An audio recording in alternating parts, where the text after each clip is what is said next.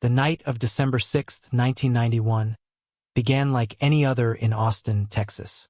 The streets were alive with the usual Friday night bustle, oblivious to the horror about to unfold. At the I Can't Believe It's Yogurt shop, for teenage girls were closing up for the night. Amy Ayers, 13, had stopped by to visit her friends working the late shift. Jennifer Harbison and Eliza Thomas, both 17, were on duty, with Jennifer's 15-year-old sister Sarah. As the clock ticked towards midnight, the girls chatted and laughed, unaware of the approaching darkness. Outside, a figure lurked in the shadows, watching, waiting for the perfect moment to strike. The shop's cheerful neon sign flickered, casting an eerie glow on the nearly empty parking lot. Inside, the sweet scent of yogurt mingled with the acrid smell of cleaning products. The girls were almost done, eager to head home after a long day. Suddenly, the bell above the door chimed, announcing an unexpected visitor.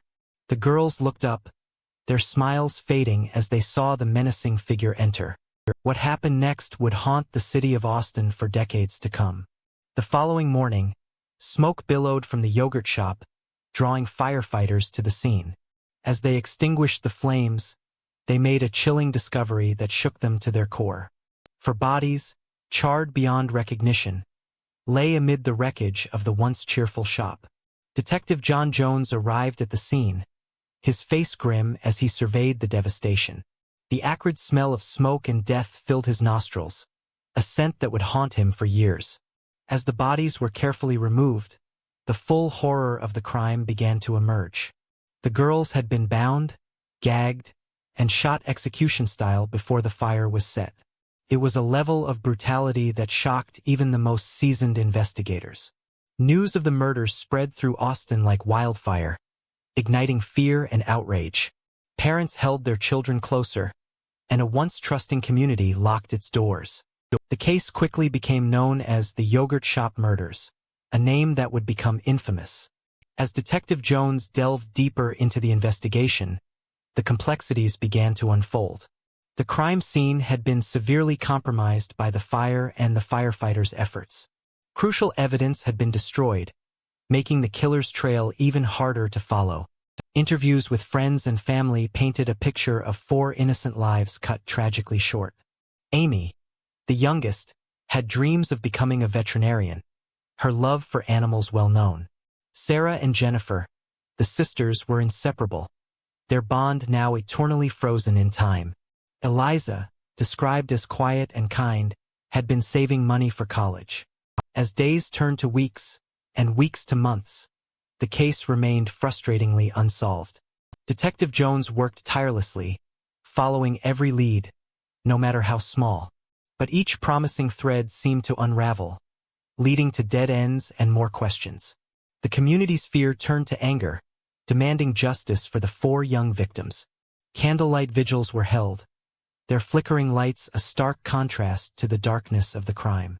As months stretched into years, the case became Austin's dark shadow, ever present. Detective Jones refused to let it go cold, poring over evidence long into the night. He knew the killer was out there, perhaps watching, perhaps waiting to strike again. Then, in 1999, 8 years after the murders, a breakthrough finally came. 4 men were arrested, including Robert Springsteen, then 24, and Michael Scott, 25. The arrests brought a wave of relief to the community, but the case was far from over. As the trial began, the prosecution's case seemed strong, built on confessions and testimony. Springsteen and Scott were convicted and sentenced to death in separate trials. But the story took another twist when both convictions were overturned on appeal. The confessions, it was argued, had been coerced during intense interrogations. Once again, the case was thrown into uncertainty, the truth seeming more elusive than ever. As the years passed, new technologies emerged, offering hope for solving cold cases. DNA testing, not available in 1991, became a powerful tool for investigators. In 2008, new DNA evidence was found that didn't match any of the 4 accused men. This revelation shook the foundations of the case, raising more questions than answers. Were the real killers still at large? Had innocent men nearly been put to death? The case was reopened, with Detective Jones once again at the helm.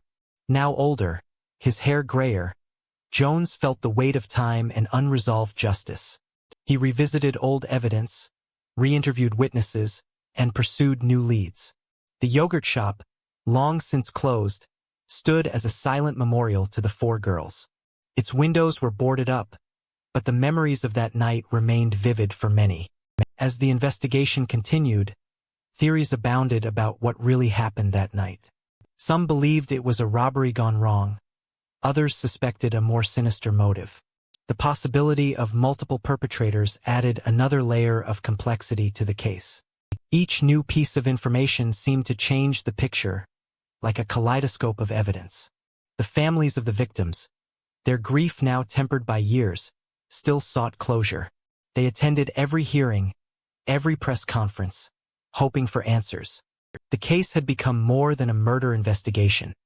It was a search for truth and redemption. For Detective Jones, it had become a life's mission, a burden he carried every day. He knew that somewhere out there, the killer or killers were living with their dark secret. As technology advanced, new forensic techniques offered glimmers of hope. Old evidence was re-examined, yielding tiny fragments of new information. But with each step forward, new obstacles seemed to arise, testing the resolve of investigators. The case became a cautionary tale about the complexities of the justice system. It highlighted the dangers of rushed judgments and the importance of thorough investigation. As the 30th anniversary of the murders approached, Austin remembered. The city had changed, grown, but the memory of four young lives lost remained. For many, the yogurt shop murders were a loss of innocence for the entire community. The case continued to captivate, spawning books, documentaries, and endless speculation. But for Detective Jones, it wasn't about the notoriety.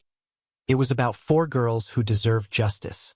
He knew that somewhere, someone held the key to unlocking the mystery. Perhaps it was a witness who had been afraid to come forward, or a detail overlooked for years. The investigation continued, fueled by determination and the hope for resolution. New generations of detectives joined the case, bringing fresh perspectives.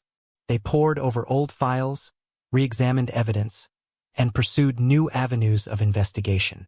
The case had become a part of Austin's fabric, a mystery that refused to be forgotten. For the families of Amy, Sarah, Jennifer, and Eliza, time had not healed all wounds. They continued to speak out, keeping the memory of their loved ones alive. Each year, on the anniversary of the murders, the community came together to remember. Candles were lit, prayers were said, and the hope for justice was renewed. The yogurt shop itself had long since been demolished, replaced by new businesses. But for those who remembered, the site would forever be hallowed ground.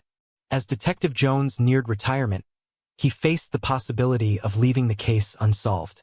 It was a prospect that haunted him, the faces of the four girls ever present in his mind. But he knew that even after he was gone, others would carry on the search for truth. The yogurt shop murders had become more than a case. They were a quest for justice, a reminder that some crimes, no matter how long ago, are never truly cold. As long as there were those who remembered, who cared, the investigation would continue. For Amy, Sarah, Jennifer, and Eliza, whose lives were cut tragically short that December night. For their families, who had endured decades of grief and uncertainty. For a community forever changed by an act of senseless violence. And for the truth, elusive but not forgotten, waiting to be uncovered. The yogurt shop murders remained an open wound, a mystery begging to be solved. A testament to the enduring power of memory and the relentless pursuit of justice. As Austin continued to grow and change, the case remained a part of its history. A reminder that even in the darkest of times, hope persists. That somewhere, somehow, the truth will eventually come to light. And until that day, the search for answers in the yogurt shop murders would go on.